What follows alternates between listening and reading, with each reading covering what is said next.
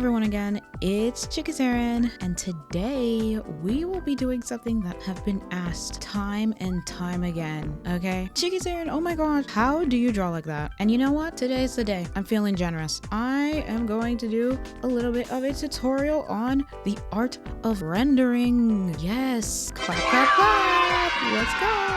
And before we begin, of course, the program I will be using is Procreate on the iPad. Also, I must have mentioned this at least once in this video. That's right, this video has been sponsored by 𝚑𝚎𝚕𝚘𝚎, which is my shop. You can go to Ko-fi/𝚑𝚎𝚕𝚘𝚎 to go and pick up some goodies. I have some keychains, prints, stickers, the like, okay? If you go there, there's probably something for you. Consider making a purchase to 𝚑𝚎𝚕𝚘𝚎, as that really supports the channel. And back to the video. Let's get right into the tutorial, but not really, because we always have to have a disclaimer with these types of videos. This tutorial is in no way the end-all be-all, okay? Like, you have to do things this way. Feel free to take my information and, you know, use it as a sort of inspiration to your art process. And hopefully you'll learn something from it, because as I usually say, I am not the best teacher, because I'm not, but I will try for you guys today. So basically, here's a little fast overview of my process. I start off with a cute little thumbnail just to come up with the idea, quickly put it on paper, and then I do my sketch. After the sketch, I do the line art. I'm just kidding. I don't do the line art. I skip the line art because I hate the line art. Instead of making the line art manually, I use the sketch as my line art because, let's be honest, it looked good as a sketch already. So I just clean up my sketch to make it passable for line art. I don't make it perfect because I paint over it in the end. Then I go ahead and I get the line art and I put a solid gray color behind it. You're probably like, why do you do that? I put gray in the background so that it would be easier for me to see the colors that I put on. The next thing I do is put all my flats down. Basically just the flat colors that I'm planning on using. Here are all my layers, okay? These are all my layers. I put them all on separate layers, even though I really don't need to. I just feel that separate layers are good. Another thing I like to do is to color the quote-unquote line art, and exactly how I do that is I first start off with making the sketch layer a multiply layer and then setting it to alpha lock. Then I duplicate that layer and I make it an overlay layer. Then I choose a nice orangey color and then fill that top layer with the nice orangey color. And bada bing, bada boom, look at how wonderful the line art is. So I like to keep it like that for my flats. Next, I like to put on a little bit of blush onto my characters. You know, really just put a little bit of blush on their cheeks and on their fingers and stuff. It's a stylistic choice, but I like it anyway. Then next, I like to go ahead and do like a rough shading on the eyes. You know, just get the eyes prepped because it's a bit harder to do when we move on to the overall rendering step when we put on our main shadows. It's a bit easier to do it now rather than later. And next we're gonna move on to what I like to call level 1 shadow. But in order to put these down properly, you need to know where your light source is. For this, I'm choosing the light source to come from the top right. So top right corner, that is where the light is. And that is what I'll stick to for the entire piece. Knowing your light source now will definitely make it look better in the end. So this is where we start building up to where the character could look more 3D. So how I like to put down my level 1 shadows is to basically make a new layer on top of everything, then go to the layer that I had all gray and select everything, just so that we have the selection of the entire piece. Then change that new layer to multiply, then pick a nice shade color that you would like to use for everything, then fill that layer with the color. And then I lowered the multiply layer so it's not as harsh. We don't like it when it looks makes us harsh. It makes it look bad, and we want it to look good. Then next, I grab my eraser and I erase according to my light source. It creates a lot more interesting shapes for your shading, and that's what I basically like to stick to. Each shadow layer is gonna kind of be like this, but for the main ones, that's what I like to do. Pick my favorite brush in my eraser library, and I just erase away and add back what is necessary. Using a lot of triangles in your artwork, or at least leaving a lot of like jaggeds or triangles, that's what I like to do, okay? I pick like a softer-ish brush to just erase with the light source in it. For the hair, I like to keep a lot of, you know, zigzags, shapes. You know, I'm trying to build the form out here. And this part is typically like a rough render. I just cut out the shapes that I want. I know the face is like 9 times out of 10 gonna be fully lit, so I just keep that. But like areas like the neck, I'd like to keep that darker because it is underneath the face, okay? So realistically, it is gonna be darker overall. And I just shade according to that, as if the sunlight again is coming from the top right side. The clothes typically more difficult to shade, but I just erase like the top part over there and then leave the bottom part in shadow. Since she is bending forward, it would be a little bit easier to have it like that. You know, it makes a lot more sense because she's farther back, she's creating her own shadow, you know, the arms casting a shadow, and on the complete other side it's kind of being blocked, you know. Just keep it as realistically as you can, and gotta create the folds and stuff like that. Then I like to fine tune it a little more to create interesting shapes. I don't really paint over everything overall. I'm just using the eraser and that color. Then next, I like to create level 2 shadows, where I make a new multiply layer on top of everything. And while the whole gray shape that we created earlier is still selected, I like to go in and shade with that same color, but the opacity is a little greater on this one, so it appears darker.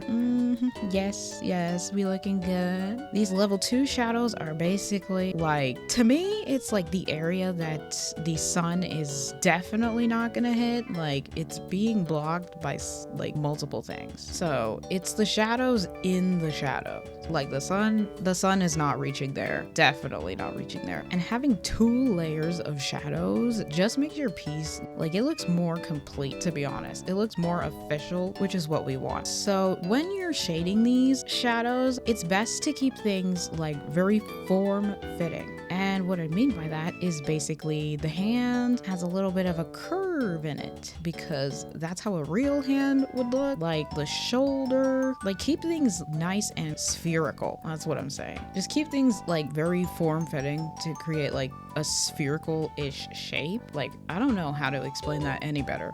Just keep it realistic, and always remember to have your references. Be sure to keep that in mind when you're doing shading. Then I like to go in and do finer details with the spots that I have missed. I like to go underneath the eyes with the shading, like under the eyelid, to put a little shading there. Not to say that she's very sleepy and sleep deprived, but you know. In this instance, I changed the top layer, which is the level 2 shadows, to a linear burn layer to create a bit more contrast in this piece because it was lacking it. So yes, contrast is very important. It helps certain parts stand out. So I tweak the color a little bit, and I make a new layer on top specifically for the hair, and I shade it using another multiply layer with a more saturated color than the hair color. So in this case, it's more orangey. After I put this color down and pretty much use a soft brush to blend it out a bit, I then move on to adding the highlights. I use a very light version of the hair color, which looks pure white on camera, and then I apply the hair highlights in a zigzag pattern. Okay, I don't put too much because, again, stylistic choice, but I keep it more of like a zigzag pattern roughly, and then I like to fine tune it. Here's me fine tuning blending it just a little bit because it's looking a little jank. We don't want it to look jank. You can put a little curve in there, feel like it, if you're feeling fancy. Now this step is purely optional, but I am a person that hates commitment, so I go ahead and I grab every single layer that I've worked on, all but the gray layer, and I put them all in their own group, and then I turn off the background and I copy all. Then I paste it at the very top. I just like keeping my backups around, but it does make a file pretty big, so that's why it's optional. You can just merge every layer and still get the same thing. I duplicate that layer, then I play around with adding more colors using gradient maps. Now these are all gradient maps that I had to make myself, and I'm just scrolling through and I'm picking whichever one that I like the vibe of. Right now I'm trying to fix the colors and make it a bit more unified, so I just scroll through my gradient map library until I eventually land on something that's pretty nice. And then once I'm satisfied with that, I go ahead and make a overlay layer, and then I add the highlights that are basically in the back. This is just to make her more unified to the background. An easy tip to get your subject to look like it fits in the background is to basically just take local colors from the background and just dust it a little bit on the edges of your character or subject. The parts that are obviously in the back are going to be a little more washed out, so I like to cover the parts that are a bit further away in like a light color, okay? I just like to dust it a little bit, so either a very light blue or a purple. So what we really want to do is bring more of the attention towards the face, because that's where I want the attention to be at, and mostly like use techniques like reducing contrast, saturation, stuff like that, in order to reduce the amount of attention that other elements in the piece would have. Okay, we don't want a competition for attention. We just want it to mainly be on her face because she's very cute and she deserves attention. And then I ended up with something a little like this, okay? I don't know how I ever get here, so I can't really explain that part, but we are ready. 𝚑𝚘𝚘𝚎. Now we are finally ready to start actually painting over, which is my favorite part, by the way. So let's begin. Since we created so many different types of colors during the pre-rendering phase, I like to flesh those out a bit more. So I take a nice brush and I like to clean things up. Since I left the sketch the way that it was, it's still pretty messy. So during this whole painting process, and it's literally so simple, I just clean that up. Clean it up so that the line art is pretty thin. So here's one little tip that I'll leave you with. You see this? And now you see this. Oh yeah. So when you have two lines and they like converge at like a corner, making them thick like this, just, ooh, I don't know what it does, but it just absolutely elevates your line work exponentially. I tell you the truth on this channel. These saved my life ever since I learned that. Now you know. Now you are equipped with that knowledge. So right now, I'm taking colors that are just on the canvas already during the pre-rendering phase. And the thing you're just gonna do is color pick, color pick, color pick. You know, the eyedropper tool is your best friend here. Because what I like to do is just color pick the color that I want to flesh out a little bit, render, and then I just go to the next color, all that, okay? The colors that you put down in your pre-rendering phase, those colors are basically going to be your guide for how you're gonna render. So like, you know, you set yourself up for success. Make it count, I guess. I like to add texture back by doing these like zigzaggy patterns, especially in the hair. It doesn't even have to be complicated, okay? It can be simple and still work. So yeah, I'm doing exactly what I did during the pre-rendering phase, which is just making these differences in color and turning them into shapes like triangles and stuff like that. So easy, so nice, so fun. For the hair, that is basically what you want. I like to also add cute little line strands just to add texture to the hair, because the hair itself in real life is pretty texturized, so I'd like to keep that sort of realism. And I usually start with the hair because to me it's the most fun part, just being able to put all those random like lines in, it's just so satisfying. So this is where you want to get nice and detailed as well. So don't be afraid of detail, but don't put too much detail at the same time, okay? Personally, I like to keep things simple because I don't want to be fretting about things being complicated. So I'm just cleaning it up and making it look as if I put line art down when I didn't, because that's an art hack right there. So yes, every area that is out of the sunlight, out of the shadows, like really dark shadows, in some areas, like if it's a small area, like the inside of a jacket, a shirt, whatever, under the neck, I like to paint those with the darkest possible color for contrast. So this cleanup phase is usually the longest part, but for me, it is the most fun. I love drawing her cute little buns. They are my favorite part because I'm like, girl, I slay those buns. I slay. For the eyes, a nice reddish tone for the outside of the upper eyelashes. And then as the upper lash is going into the center, I like to make it darker, keeping the center like the darkest color. And yeah, literally the entire process is just cleaning up like my sketch. From this point out, I'm constantly looking at my reference because let's be honest, we all have our favorite artists, and I like to take bits and pieces from their work and incorporate it into my own. But sometimes I like to go with the flow and just do whatever feels right. If you think you should put that color there, you should. Just see how it looks. Undo is always there. That's why digital art is so good. We have an undo button. If you got tutorials, whip them up.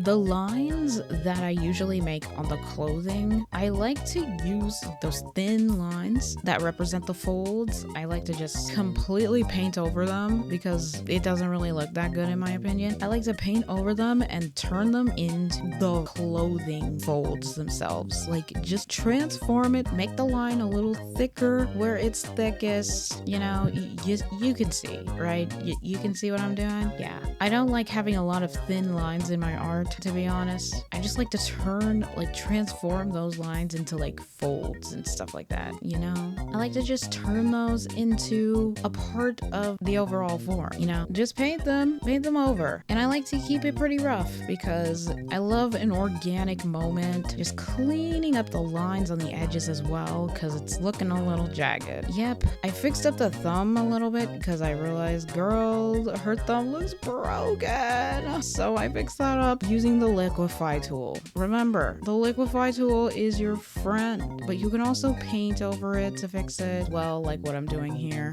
I ended up using the liquify tool, like I think I did that off screen, to just make minor edits. Then we get back on rendering. After you think you're pretty much at a good finishing spot like I am here, I'm gonna go ahead and put more finer details to just make it really pop. I like to put cute little hair strands. Okay, I put cute little hair strands on her, but not too much so that it's not too overpowering and busy. But I put a little swoop in there. Okay, I put a little bit of a swoop. I made some fine-tuned details. I fixed the clothing a lot, and you could probably notice that I added a bit of texture using more lines, similar to what I did with the hair. Yes, we love it. Add a little bit more of the loose hair strands because they just do something so powerful. I completely overhauled the clothes. I fixed it a lot using a different type of brush because I thought it was looking jank. And this is my final step. Now, something I've been really trying to do in my artwork is to put more doodles on the corners because I need some consistency. So I'm trying to get a bit more of a feel for my style. I have been lately with drawing 𝚑𝚑𝚎𝚑. We're gonna go ahead and doodle around the whole thing. I sketched this all out beforehand so I wasn't fumbling the bag. But little dots, little stickers, just make it look like a sticker, okay? Then I do the final step that I like to do in all my artwork, which is to duplicate everything. Basically make a copy of everything you have, copy all, put it on top, and then I go ahead and put a noise filter on it and set that noise filter to overlay and lower the opacity. I do this for all my artwork, so if I do anything consistently, it's this. And it creates this nice, soft texture that I love. love using. And it's especially useful for people who like to steal your artwork. They can't do it. I merge both of those layers together. I add a little sharpen effect to bring that quality. Then to go up to my favorite and put my name, because you bet ain't nobody about to steal my art. So I found a nice location so that people all know to come to my channel, and that is it. That is it. Would you look at that? I'm saving it as a PNG. So yes, that is basically my process of doing my art. So what did we learn, class? Don't worry, I'll tell you. So first I put down my gray layer, then I put down flat colors, then I do my level 1 shadows, just basic shadows, then I put down level 2 shadows, and then I merge everything together so that I can use gradient maps to create more colors and curves to add color adjustments. Then I started rendering by painting over, by cleaning up the sketch, and at the same time adding details. Once those are in place, I finish up by adding a selection of filters such as the noise filter and the sharpen filter for that added goodness. Of course, I gotta put my name on it. And that's it. That is the whole process in a nutshell. This is the completed piece, okay? I hope that this tutorial has helped you in any way, shape, or form. And if it has, let me know. I can also answer your questions down below. If you have any, I'll be sure to answer in the best way I can. I love helping y'all. Go ahead and like the video and comment anything you want. You have free will, so I trust you with your free will. And if you like what you see as well, go ahead and subscribe to my YouTube channel. But I also have a shop where I sell my art, selling keychain. I'm selling other little goodies up on my Ko-Fi Chimmy Mart. So be sure to go into the description, and if you like what you see, go ahead and make a purchase, because I'd really appreciate it. And here's your freebie, a folder of the brushes that I use. That's right, I put it in the description for you. I renamed them. So yeah, if you do use Procreate, then these would be of very good use to you. I'm giving them to you for free. So go ahead, here you go, for free. And I will see you guys in the next video I post. All right, goodbye.